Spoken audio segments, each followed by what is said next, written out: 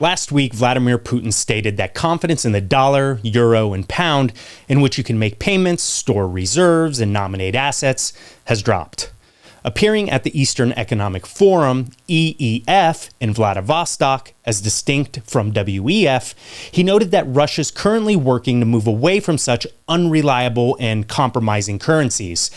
He highlighted that statistics have shown that even U.S. allies are gradually turning away from the dollar and reducing their dollar holdings. He also explained that the economic situation and financial markets in Russia have stabilized despite Western sanctions.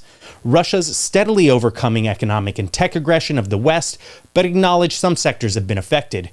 He added that Russia is probably the only country in the world that's self-sufficient in natural resources, including natural gas. Both Russia and China have also agreed to move away from the petrodollar system when interacting with each other. Biden's woke army is incapable of dealing with such strategic Goliaths. My view is that this is precisely what the strategic own goal looks like when you have feelings-driven people in positions of power across the West. They simply lack civilizational depth and wisdom. They lack foresight and strategic capabilities in order to offset such accelerating cataclysms for civilization. In fact, they are both the cause and effect of civilizational decline, and thus a new dark age to rival sub-Rome. A temperamental dark age will be the postmodern West's most likely future. I strongly recommend you consider what fortress citadels look like. Probably make a great name for a new base wisdom reality fund. Bloomberg warns on climate change, Republicans need a crash course in capitalism. Perhaps Bloomberg needs a crash course in civilizations. Collapsing the West in the name of climate change is suicidal, said Elon Musk. Would you consider investing in the Fortress Citadel Fund if it existed?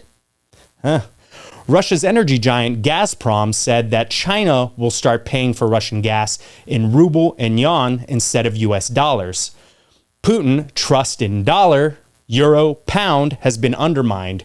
We have cut the usage of these currencies, he stated. This is a pretty big deal.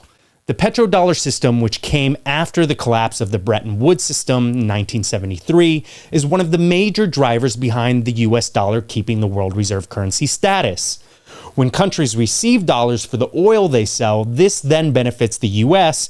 as they then recycle those dollars back into the U.S. investments, providing liquidity to financial markets and keeping rates low. Countries like China and Saudi Arabia are transitioning away from the dollar, reducing the overall demand and increasing borrowing costs for consumers and businesses. This is de-dollarization.